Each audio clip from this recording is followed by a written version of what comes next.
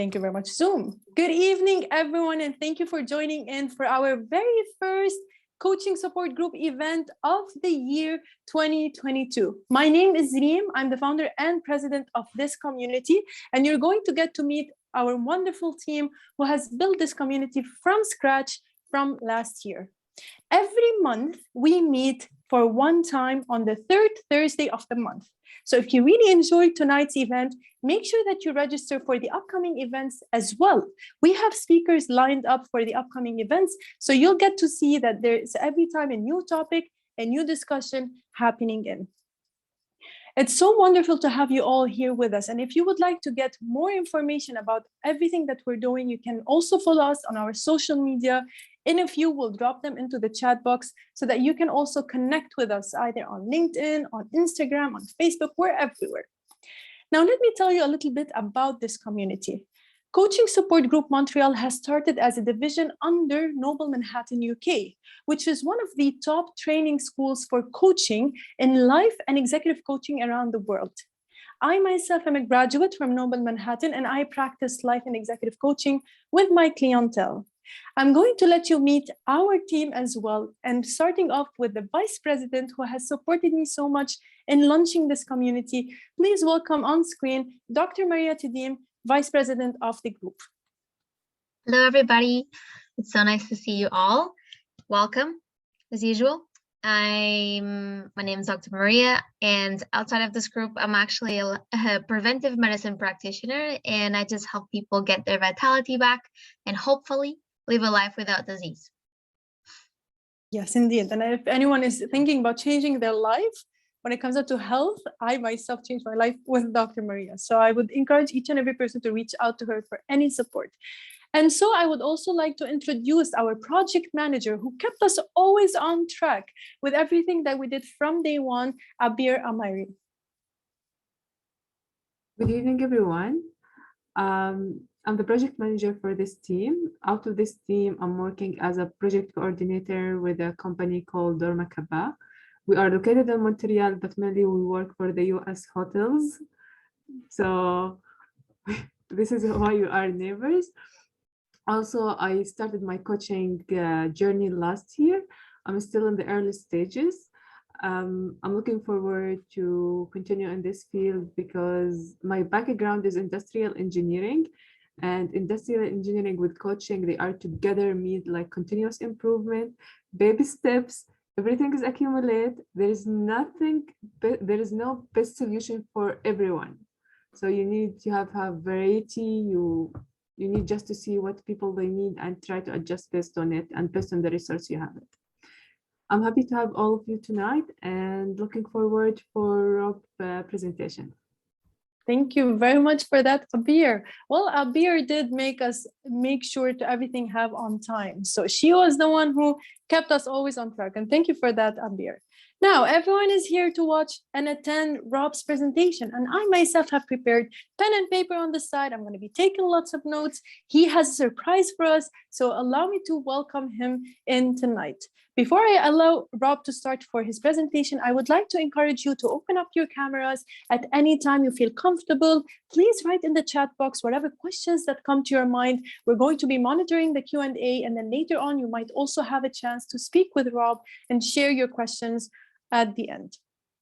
Rob Toomey is an experienced coach and facilitator, having delivered live programs to more than 50,000 clients around the world for over the 16 years that have passed. The tools and resources that TypeCoach, which we're going to discover in a few, has developed use the same underlying model of personality type originally popularized by instruments such as the MBTI, and which applies these principles in novel areas. So Rob will introduce to us tonight about TypeCoach. He's going to tell us a bit more about it. And without further ado, let's give it away to Rob. The stage and the screen is yours, Rob.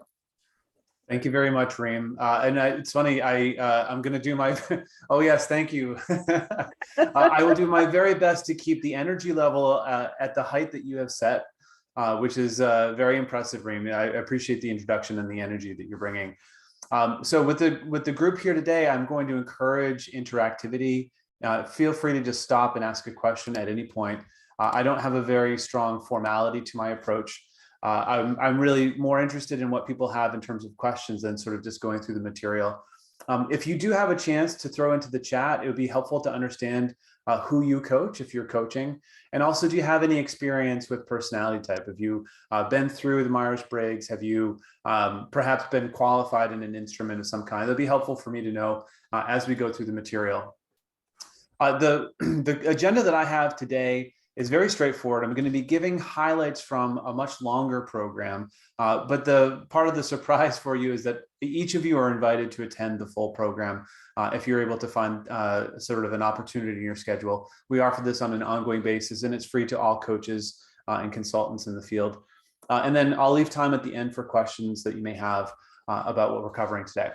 So adaptive communication and coaching requires us to be aware of what someone else's personality type is, and more importantly, how to adapt our style accordingly.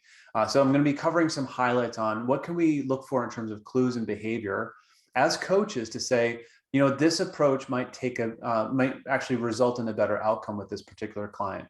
And it's also ideally going to explain why when we meet with certain people, there's not an immediate connection.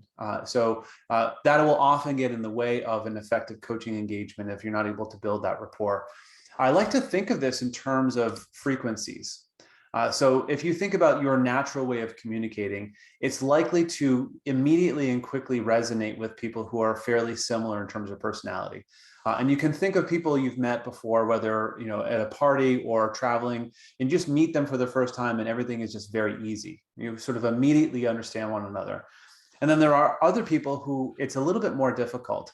And I like to think about it in terms of if we're able to figure out what frequency this person transmits their information on and get our information onto the same frequency, we're just more likely to have our message land. And what that ultimately means is a greater sense of buy-in, a greater sense of connection, and a greater sense of outcome in terms of what you're trying to accomplish. In the context of coaching, I see it like this. There's really the primary benefit, which is getting your message across effectively to your client, making sure that they're able to hear what you're saying. There's also going to be some techniques that I covered here today that you can help them use in their own day-to-day interactions. Often their coaching work includes navigating complex relationships in their professional lives. And then also touching on some core values. People do their best work in the coaching capacity when it feels consistent with who they are. Just as a quick note, I do know that pre-pandemic, we were all feeling the communication challenges. We have had a thriving business for 16 years now. But what the pandemic has done is it's really increased the distance that we need to bridge from a communication perspective. And things like trust, motivation, and performance are definitely impacted as a result of not being able to be face-to-face and have those informal interactions with our colleagues, et cetera. The content I'm covering today is designed to sort of fit alongside the use of online tools. Each of you will have access to our full platform. Most of our workshop participants would have been through the initial verifier before coming into the session. So you'll have a chance to go through that to your heart's content. And then there are resources that are available to you after the training session today that you can use for the remainder of your career with our encouragement. If you have some questions about the theory of personality type, a lot of coaches do. They want to know where this whole model and framework came from. I can reference some great books and websites. Our programs tend to focus on the utility.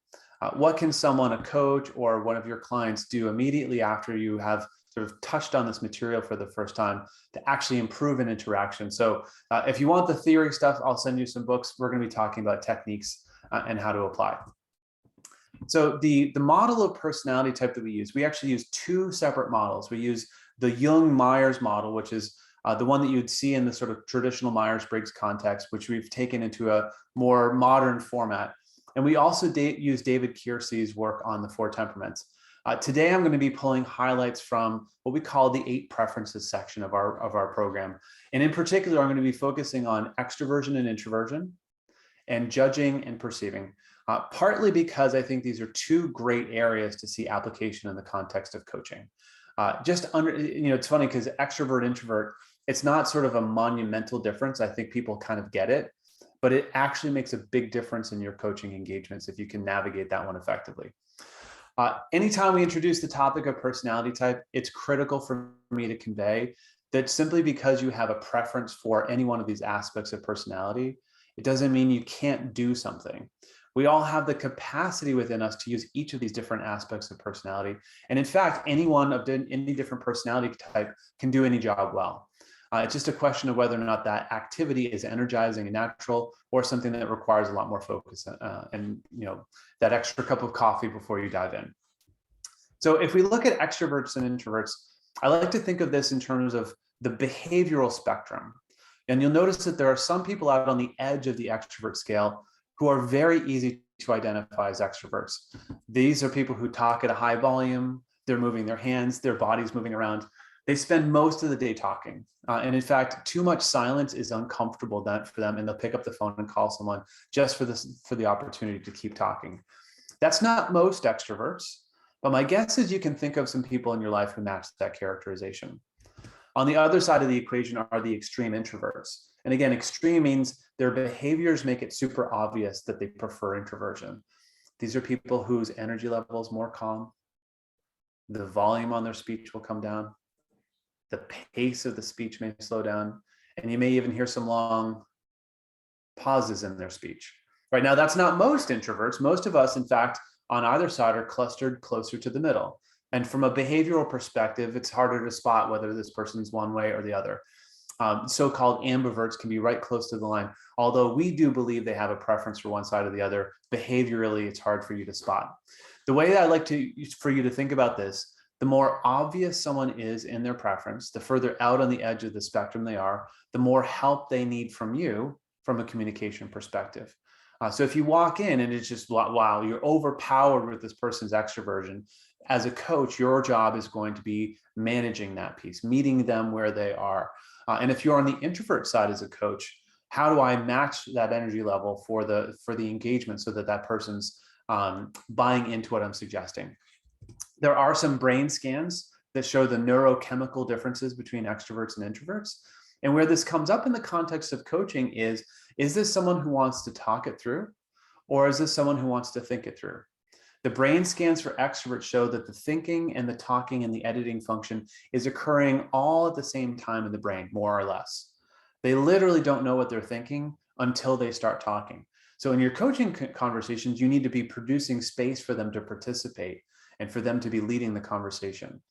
Introverts, on the other hand, and it's roughly 50-50 in the population, as we'll see, they do thinking and editing, and then they do talking.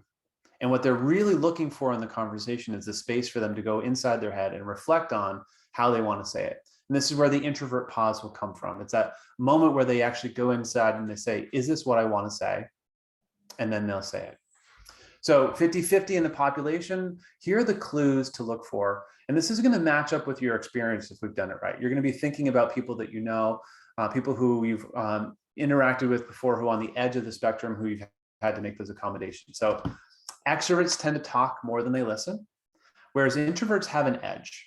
A natural starting point is, how can I listen and understand this other person? So looking at the pure percentages of how much time they spend talking, there's a big difference between the two. You'll notice that the extroverts tend to have a quick response. So they're going to come right back to you after you've said something with their thinking on that. They're not going to want to go away, consider it, and then come back with some thoughts. And extroverts also show what they think is active listening, which is to jump into the conversation and help you out by finishing your sentence or your thought. It's how they're showing you that they're actually invested in the conversation. Introverts, on the other hand, have a pause, then respond. That's why they go inside and reflect. And they don't tend to push themselves into the conversation. And in fact, part of that's because they don't like having their own sentence finished. So they're not going to likely do that to you in return. You'll notice that extroverts have a more expressive, animated face. They're showing you what's going on in their mind on their face, and also with their body. They're moving it around. Whereas introverts have a more quiet, centered energy. There's just not as much activity going on. And so if they're feeling excited, you may not see the same amount of expressiveness on their face. Extroverts are putting themselves into a wider range of activities, a number of friendships, a number of activities, whereas introverts tend to go deeper into a fewer number of those things. So the most important thing in the extrovert introvert system, or this whole framework, when it comes to coaching, is the 2 to 48 hour rule. And introverts, over the years, thousands of them have been asked the same question. And I'll ask you, if you think of yourself on the introvert side, when do your best ideas and insights tend to emerge? Is it right then after someone's asked you a complex question? Or is it sometime later when you've had a chance to reflect on it? And the consensus from our introverts over the years is that it's somewhere between 2 and 48 hours after you've asked a complex question where the introvert's best thinking tends to emerge, right? So if I turn to Mark in my coaching conversation, like, Mark, what do you think? What's this going to look like in a year from now? And Mark's an introvert. He's not going to be producing his best thinking immediately after that question. It's going to be somewhere between 2 and 48 hours later. So I'm going to talk about some ways that we can navigate that in our coaching piece. But this is a big eye opener for a lot of extrovert coaches who will often misinterpret the sort of lack of immediacy in the response as a signal that the person's not engaged in the coaching or doesn't have a way to begin answering that question, when in fact, they're usually quite capable of doing so. They just need the time to consider it. All right, so I'm going to cover the techniques and then we're going to discuss this as a group. So when you're trying to influence an extrovert, and when we say influence, what we mean is making sure you're getting your message across. A chance for them to talk it through is essential. So setting up a Zoom meeting, a Teams meeting, picking up the phone, here, just letting them talk it through is an essential ingredient. And in fact, in my own belief, the further someone is out on the extrovert side, if I'm coaching an extrovert who's really sort of like a turbo extrovert, I need to hear them say back to me what we've just said. I need them to say, all right, so Rob, if I'm hearing you right, this is what we're talking about. And that's when I have that's when I'm only 100% sure that they fully got it. Show enthusiasm and keep the pace up for your extroverts. Otherwise, they're going to start to feel like something's slowing down or something's going wrong. And when you have a need to reflect on something, if you're an introvert, just give the extroverts a signal of some kind. And the signal could be an or an or Rob, that's a great question. Let me think about that. And this is especially true as a coach. If you have now got a complex question that you need to think through, create the space for yourself and say, you know what, Rob, that's a great question. Let me think about that for a second. Because if you just stare at the extrovert, they're often going to misinterpret that as there's something wrong in the conversation, and they're going to try to talk through it. Switching gears and talking about influencing introverts, we respect the 2 to 48 hour rule, right? What that means is we don't have an expectation that that person's going to have an immediate response. And instead, what we're trying to do is plant a seed for those more robust conversations by giving them a heads up in advance of the conversation. So if I know my coaching engagement's on Friday, I will probably send a couple questions for them to consider in advance, maybe on Wednesday, and say, you know, Rob, ahead of our meeting on Friday, can you put some thought into what these 3 questions might be? And what you're going to notice is a much higher level of fruitfulness in that conversation. Because otherwise, if you walk into the meeting and you're actually then introducing these topics, you're just starting the clock, and they're most likely to have their ideas well after the meeting's over. Another key one that a lot of extrovert coaches struggle with until they get the hang of it, dialing down their pace and waiting after they've asked a question. So if you're a strong extrovert, the question is, see how long you can wait after you've asked a question. And coaching introverts as an extrovert myself, a lot of this means just being patient and trusting the fact that the introvert always has more to say if you can create the space. I've never been in a situation where more than 10 seconds has gone by, but that can be an awkward 10 seconds for the extroverted coach who feels like something's broken and then they need to fix it with more talking. 999 times out of 1,000, the introvert will participate, and they are appreciative of having been provided the space to do their preferred style of thinking. All right, so that's the extrovert introvert dimension in a nutshell. I'm going to take us out of the screen share so we can just debrief this as a group, but I'm going to give you a moment to reflect. So what are some of your coaching experiences around this? Have you seen this before in your coaching, and how did you handle those situations? So take a moment to reflect, and then we'll discuss as a group.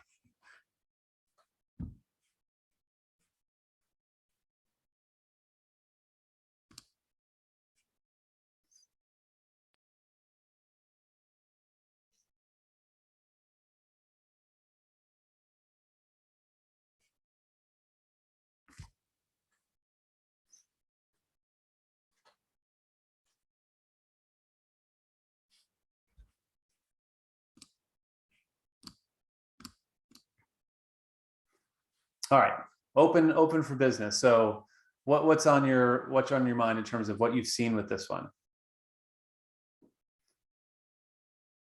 Who's easier for you to coach? Who's harder for you to coach? What are the dynamics you've seen around this?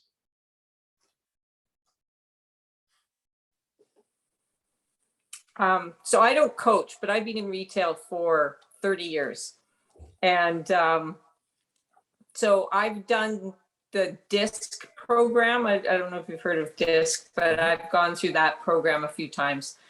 And I find it very hard because when I'm greeting people, off the wall and, and then if they're an extrovert and they're just like, oh, like, stand back and like, I overwhelm them too much. Instead of greeting somewhere in between, be between and find out what they are first. Yeah, that's what we're suggesting, Karen. That's a problem. I think what's cool is that we're not always going to have the energy to do that.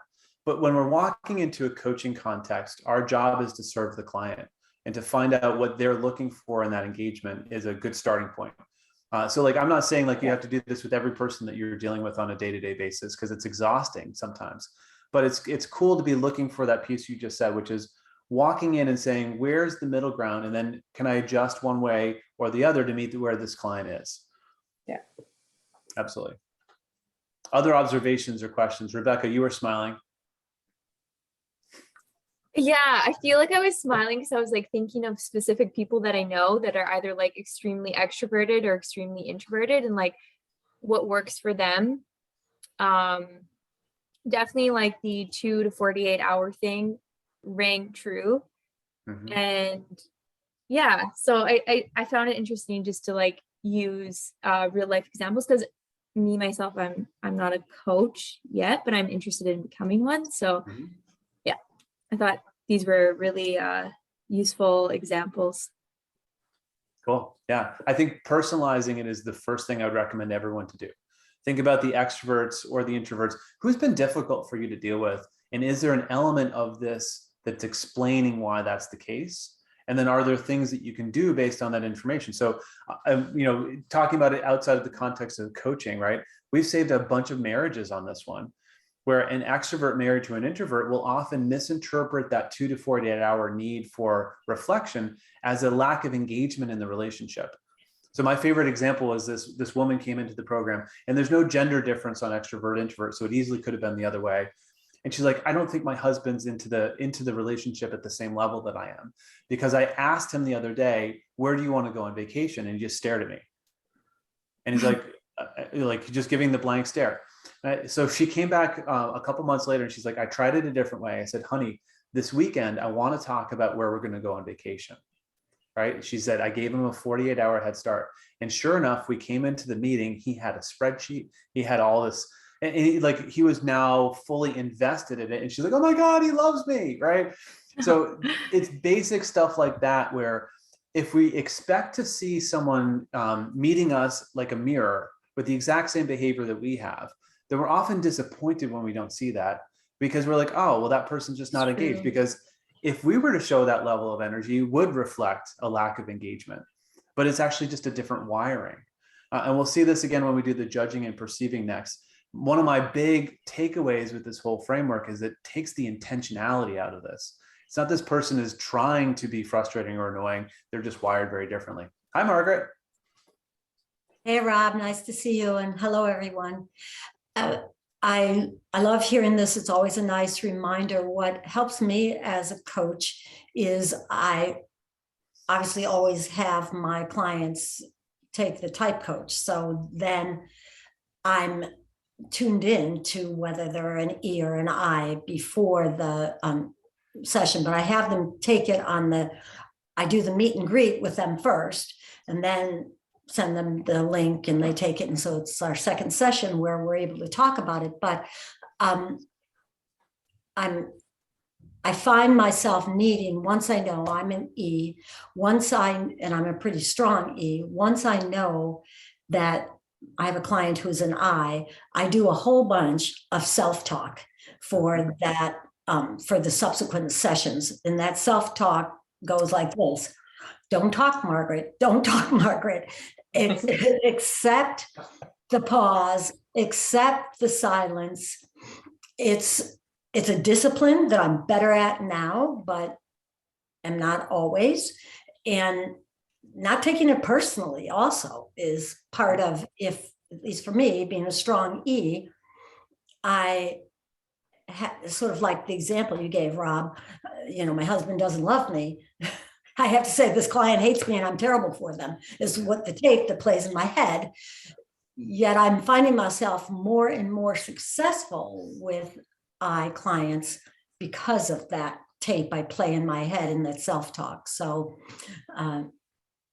just sharing that. And I love it, Margaret. This is very, very important. And this is one of the conversations I want to get going in the coaching community, because what you just described is what every single extrovert coach has experienced before, which is an interpretation of a problem simply because of a natural difference, right? I think there's something wrong when in fact the person's wired differently. I think you're also doing a very honest piece of work explaining how much work it does require, right? Especially a turbo extrovert. It's like, I really have to mentally prepare myself for a different approach to this person, or I'm going to slide back to my style. And now that person's forced to accommodate my approach, which, introverts unfortunately are forced to do that a lot. So I like to believe that in the coaching context, we can create a space for introverts to be who they are without being forced to accommodate someone else. Great share. Thank you, Margaret. Other observations or questions on this one? For me, I'm introvert. And it's like, I feel like slightly opposite. Sometimes like in the session, I feel like the coaches, they say something, I do my best, but sometimes after the call, I feel, I wish I said this. I already have this. I could ask this question. But I had one case because Zach was like discovering session. I asked the person about what is his background, tell me about himself. And to be honest, he was extreme extrovert. He took around 20 minutes. And for me, like, I need you to stop. This is what I'm like looking for. And it was for me like hard to stop him.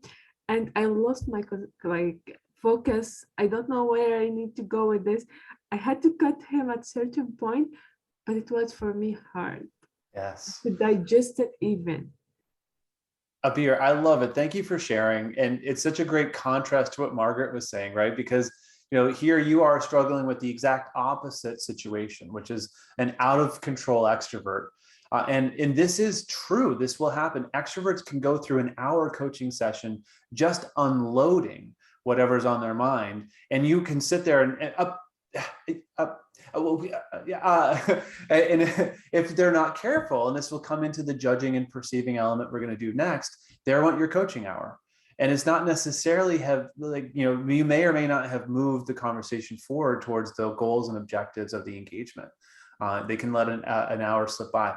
The other thing that's kind of interesting to reflect on is I can't tell you how many times with an extrovert client, I'm like, hey, so how much have you sort of put thought and energy into what we discussed last time? And the extrovert's like, what did we discuss last time? Right? And so you're starting from scratch sometimes because they're living life in a very sort of in the moment flow, and they're not doing a lot of the reflection, right, that we hope our coach clients are going to engage with. And so the reality is that the introvert coach client is going to do their work in between sessions, and the extrovert coach client is going to do it in the session. That's their opportunity to talk it through. Now, I will often be encouraging my extrovert coach clients to find someone else to be in those discussions with about the coaching assignments in between the sessions, because they're generally speaking not going to be the ones who are spending time reflecting on it while they're out on a long walk. they're out on a long walk, they pick up the phone and they start talking, or they're listening to a book on audio. So all right, well, fantastic. That's the tip of the iceberg on the extrovert introvert piece, but I do want to do the next piece that we're going to have time for, which is the judging and perceiving segment. So let's dive into that. For those of you, we have materials that go along with this. And I'm going to be a little sneaky about this. So I'm going to encourage you to go on and create a TypeCoach account by putting this resource on there for you to download after you've created an account. And this summarizes everything that I cover in the full workshop, not just what I'm covering here today. So the advice on how to identify the extroverts from the introverts, and also how to adjust your style accordingly. So everything we cover in the course is summarized on that.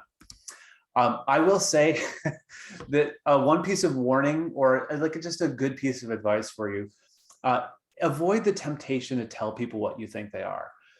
So like the temptation for some people is to go home and talk to their spouse, like, oh my God, you're an introvert. It explains so much. Just be careful with that, because certain people don't respond perfectly to that. And there are certain personality types that are more likely to do that than others.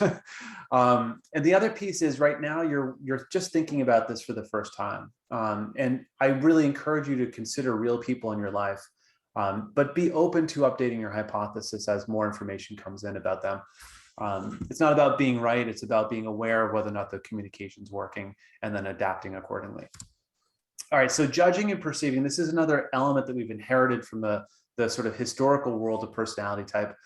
Judging doesn't mean judgmental, perceiving doesn't mean perceptive. These are specific terms that we've inherited. So judgers are the ones who tend to be pretty structured in their lives. They like to have a plan and they like to stick to the plan. Not knowing what the plan is feels uncomfortable to them.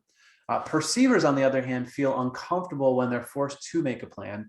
Their preference is to leave their options open and be nimble for whatever might come along. Statistically speaking, we're seeing roughly 60-40 US, Canada, UK. We've got really good data in those environments. It does seem to be fairly consistent internationally as well. So slightly more judgers and slightly fewer perceivers.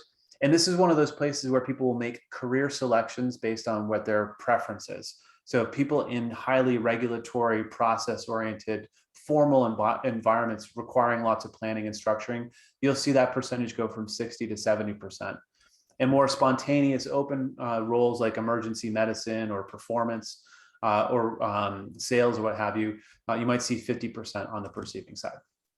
A great way to get this concept across, those on the judging side, when they are doing their work their preferred way, they like to start straight away when a task has been assigned, breaking the work into even pieces, and finishing here, a safe distance from the deadline. Now, most judgers wish the world worked this way more often, but this is their preference. And you'll see this in the coaching context, because as you're giving them assignments, there's a sort of an urgency to begin work on it immediately. Perceivers have a very different approach. And as a perceiver myself, when someone first explained this to me, I felt a sense of relief that there's nothing wrong with me. There's just a different style here. So perceivers, when they get the task, their impulse is not to start straight away. Their impulse is to wait for the deadline to approach and have a flurry of work that happens right before the deadline. And they're not finishing a safe distance from the deadline. They're typically finishing on the deadline.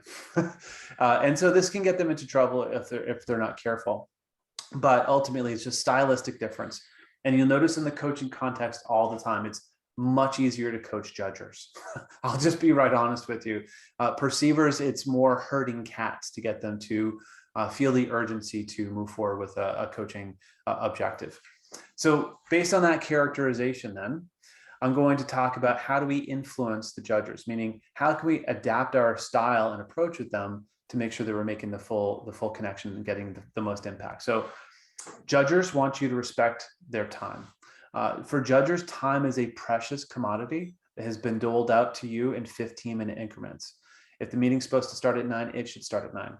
We need to stick to the agenda and we need to finish on time. And that's their expectation. When they start to show urgency, it's a signal for stress, and they're going to show it to you. You're going to see it in the knotted brow. You're going to see it in the shoulders. And the temptation for certain personality types on the perceiving side is to say, relax. I'm going to recommend, right. So if you sort of perceive yourself on the judging side, those of you here, how do you feel when someone tells you to relax? Feel free to throw it into the chat. I'm curious, does this make you, Dr. Maria's like, not a great idea. All right, so beer's probably going more for the judging side. All right, so it doesn't make people feel relaxed. Mary Rose, great. It makes you feel angry. And what ultimately ends up happening is, you've now made this person even more intense about the situation than they were before. So part of our advice, and this is true in the coaching context, is to not use the R word, which is relax or chill or chillax, or some signal that you don't think that they should be taking this situation that seriously. Instead, I recognize that urgency and I say something like, I get it, it's important, I'm on it. I'm signaling to that person that I understand the situation and I'm not trying to minimize it for them. This is my single biggest technique for coaching judgers. If you want their full focus and attention, if you need to see them move forward with this coaching objective or whatever it is that you're working on, all they need is for them to have it in their calendar. Judgers, think about it. When that reminder pops up in your calendar, you go do whatever it is. I don't care what it is. Go make a coffee. You'll get up and go do it.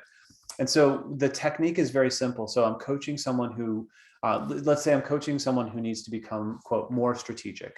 Well, first we define what strategy means, right? Because it's a vague word that means a lot of different things to a lot of different people.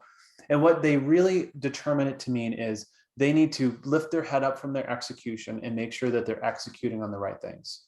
That's what strategic means in this context, let's say. Well, what we do is we go through and we set a quarterly, monthly, and weekly reminder in their calendar to say, stop work and be strategic. And what that means is ask yourself Monday morning, what are the key things that I need to be working on this week? And if you're doing those things, then you're being strategic, you're focused on the right things. And it's remarkable because as long as that calendar reminder pops up, your judger clients will go do it.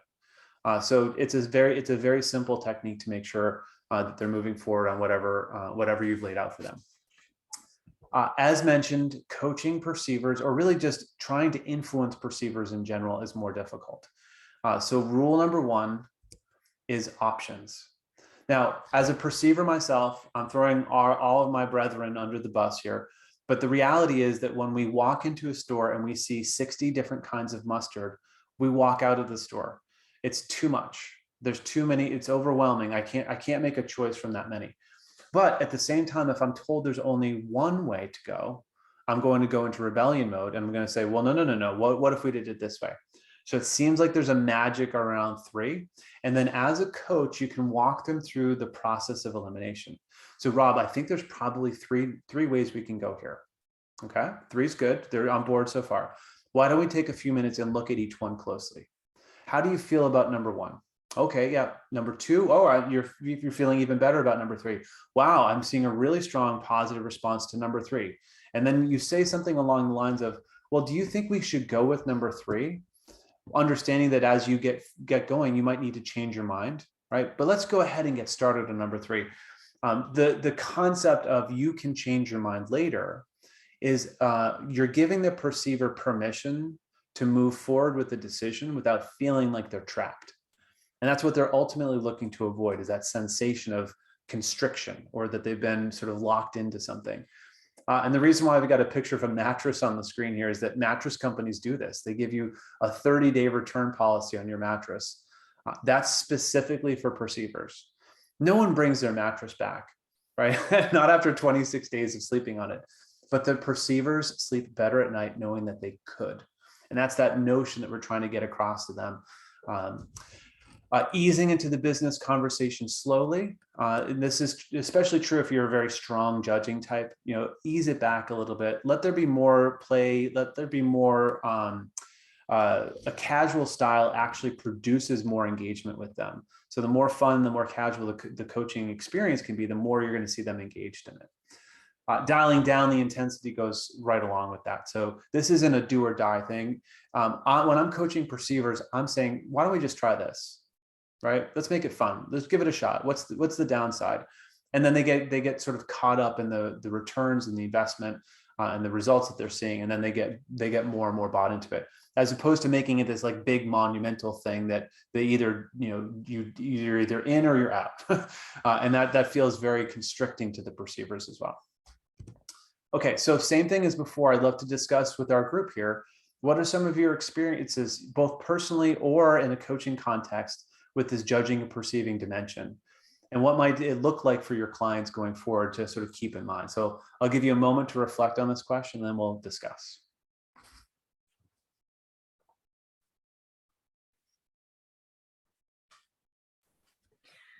Sorry, can I go first, Rob?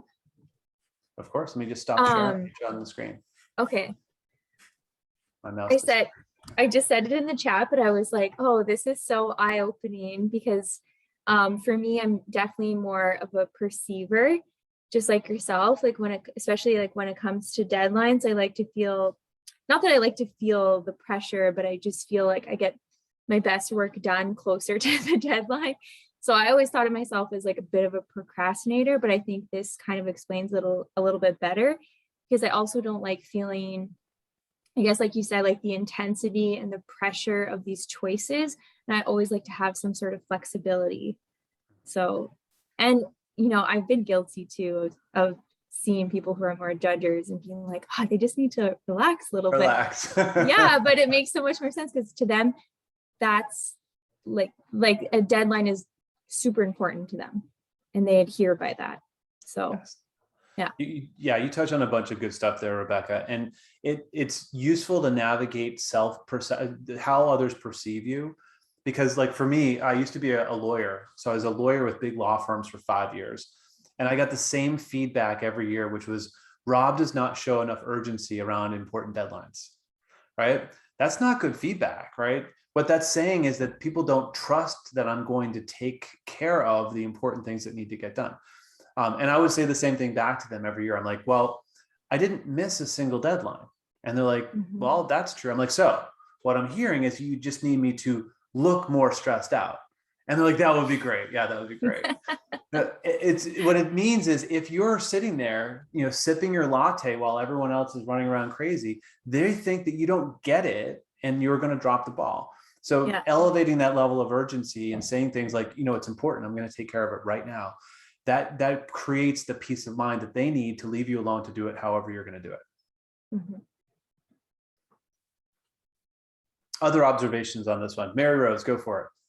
Yeah, this is so interesting. I really appreciate the conversation. I'm thinking I'm more on the J side, really on the J side. And when I am with a client, kind of like my value or my desire for being professional in that moment is to make sure they get as much as I can give them. And so for me, it means packing in as much as I can in an hour and a half, which is the judging part of get it done or meet the goal or, you know, do what I said I was going to do. And that ties into my ethics or my values of wanting to give my best. So as you were talking, Rob, I'm like, wow, is my best for a perceiver packing in ideas and information? And this was, I mean, I just have to sit with that question. And I'd love to hear what you have to say or others too. Yeah, so my hope, Mary Rose, is that we're opening the dialogue here, because it's such a good question to think about. Whose needs am I satisfying in this context?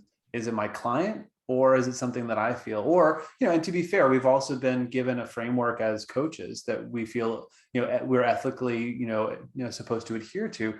So marrying those three components is tricky. My goal is always the same. I want people to be aware of the personality dimension in that equation, so that you can steer your answering, whatever that might turn out to be, to reflect what that relationship and what that particular individual needs.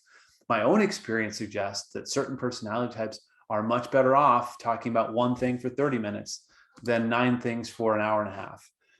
And from a practicality perspective, that's what they're going to be able to absorb and implement in the time frame that they have to work on. So, you know, if I'm in service of my client and that's the truth about what they're capable of sort of absorbing and processing, the value that I'm adding is occurring in a different time frame and with a different focus than if I just pack as much into it as possible.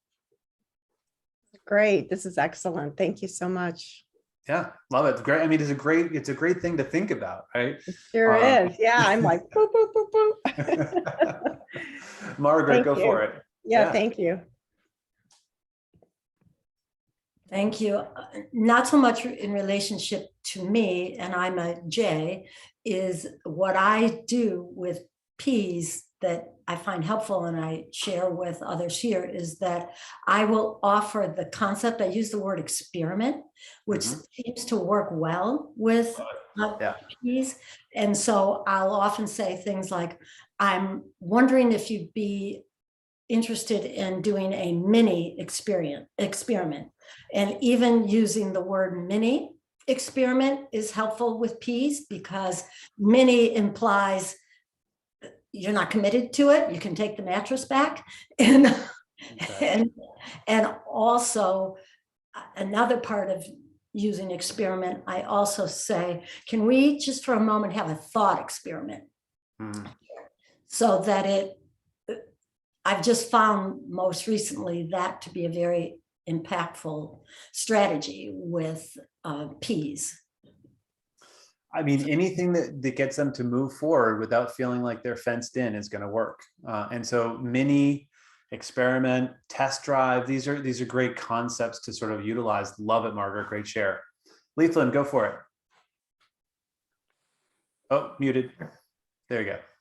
Yeah. I'm in coach training. I have had a couple of clients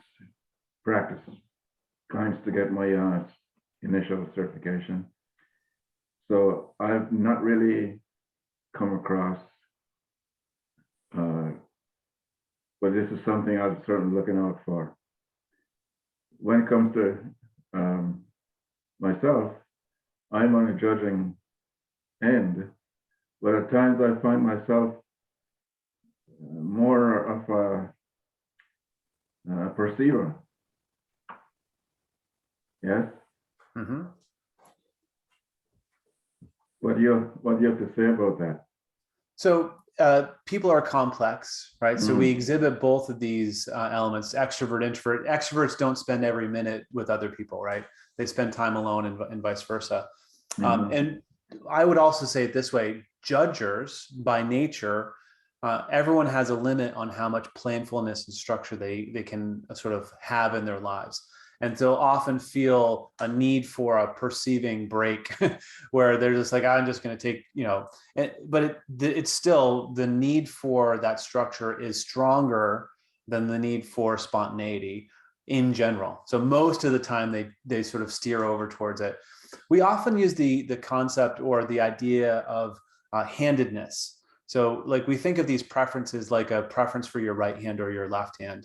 And obviously we're using both hands all day long, but we just find one is more natural and energizing. And so it's the same thing with the judge or perceiver piece. Like I spend most of my day following structure, keeping lists, meeting deadlines, which is out of my preference, but that's what the world requires. And so when I get to my vacation time, I don't want to have anything like a plan. I'm going to grow out my beard. I'm going to just relax and enjoy. So I think people, if you see yourself in both of those, that's natural. Good, thank you. Yeah. Ithar, you've got your hand up. Yes, hi Rob, thank you for your presentation and it was very interesting. So my question is, I'm not actually a coach, but I'm a teacher. I teach high schoolers and teenagers. I was wondering, I always try to talk with teenagers and try to get information. And some of them are introverts or extroverts. So is it the same thing? Yes. Yes, these dynamics are there from the beginning. Yeah. And so being patient with introverts in terms of the timing when that information is going to emerge. So like a lot of parenting books that account for personality type will say, when your introvert child has come home from school, don't meet them at the door with a list of questions. Let them go upstairs because they've been in an extroverted environment all day. And what they're looking for more than anything is a chance to decompress, process the information. And then later when they come down for dinner or whatever, they're going to be ready to engage in that conversation far more so than right at the door. And that same concept would apply to a lot of the situations that you may be in where you're probing them with a sort of intense question that they may not have reflected on before. They need some time to do that work. And if you say, look, come into my office next week, I want you to think about the 3 or 4 things, you'll notice that they tend to come into that second conversation far more ready to participate. Okay, thank you. Yeah, thank you. All right, so we've got just 3 minutes left, Reem. I've got a couple more things I just want to share. Go ahead, Karen. Yeah, just a quick question. How do you determine whether somebody is a judge or a perceiver, like quickly, in that say that first hour meeting? So what you'll notice is their push for closure. So how early in the process do judges want to know what the next steps are in the plan are? Way earlier than the perceivers. So the questions that they're steering towards, the closure that they're seeking early on is a really great indicator. And then other things like, do they seem serious or do they seem playful? And I'm not suggesting that that's going to be your $1 million clue that you can hang your hat on, but you definitely put that on one side as an additional clue. The more extreme someone is, the more obvious it is. And the other thing is you'll get better after you've got a little bit of practice looking at this in behaviors. So part of what we do over here at TypeCoach is we give all of our stuff away to coaches because we want them to see it. We want them to try it out. So I'm showing you here on your screen, this is kind of our signature tool. Once you go through our initial verifier, and I hope all of you will have a chance to do so, you'll see that you're displayed up here on this chart with your personality type here. And when I click on any one of the other personality types in the system, I'll get communication advice given the combination of our 2 personalities working together. So it's keeping in mind ENTP, which happens to be my type, working with an INFJ. And it's just like the super simple 10 tips that are going to be most important to keep in mind in that relationship. There are also people who are great examples of that particular type. So here's B, who's an INFJ, talking about the importance of giving them time to reflect. INFJs tend to be on the 48-hour side of the 2 to 48-hour rule. So they're looking for that reflection time. You'll go through the verifier. That takes about 25 minutes to complete. It will help you figure out you. It will also reinforce everything we covered here today in terms of what this looks like in other people. The other thing on the site that you can see after you've been through the verifier are coaching videos that are specific to your personality type. So they're talking about how to make the most of a natural strength or how to overcome a common challenge area. So we've done all these interviews, and what we found for ENTPs like myself is that the most organized ENTPs are the most successful ones. And so the system is describing why organization is a challenge and giving specific tips on how to become more organized.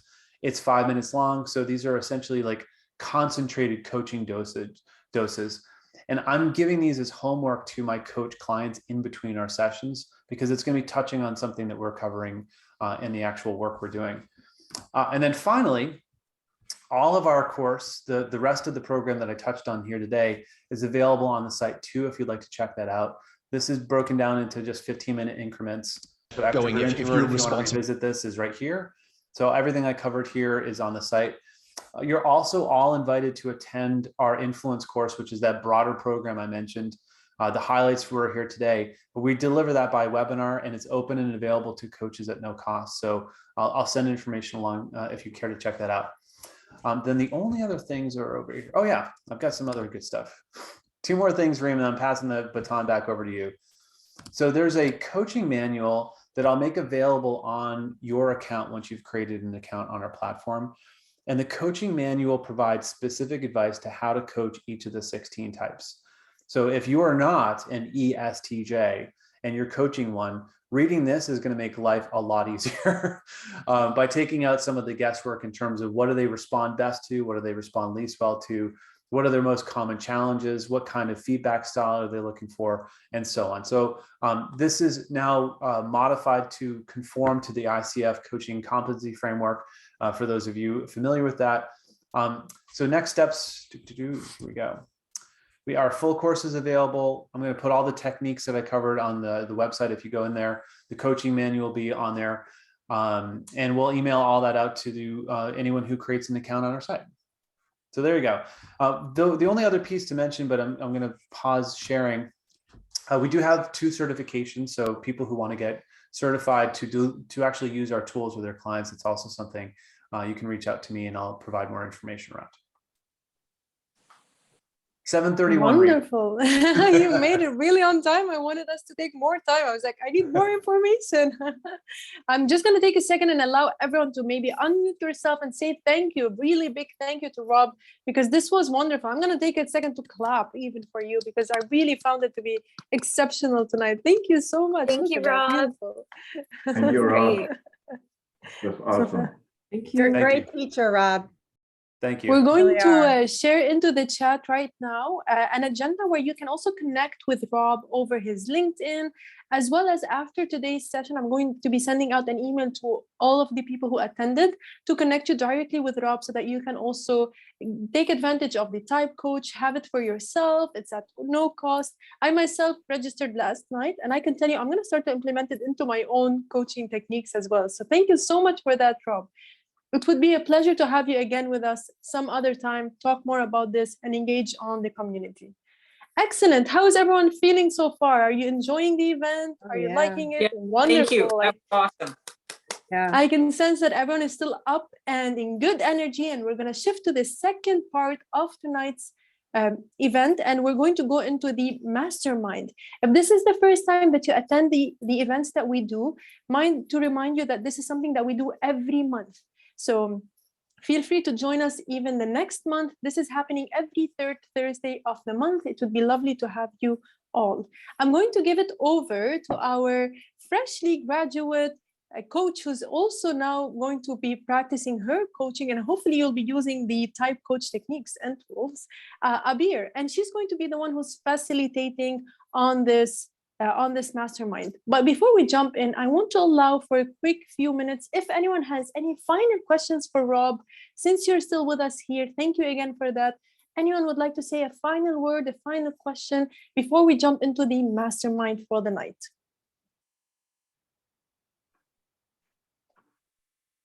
Everyone is so satisfied. You answered all questions. All questions have been. The introverts among you, if you have a question that comes up in the next couple days, Yeah. shoot me an email. I love that. I love that idea. I never thought about that. Thank you again, Rob. I'll hand it over to you, Abir, into our mastermind. You're all welcome to stay in. This is going to be an open and safe space. And for you to know that we're going to be having full confidentiality into our mastermind. We're going to stop recording for now and then start it over again and at the end when we wrap up. Excellent. Thanks again, everyone. Have a great night. Thank you. Thank you. Thank you again, Rob. It was excellent Thank to you, have Rob. you.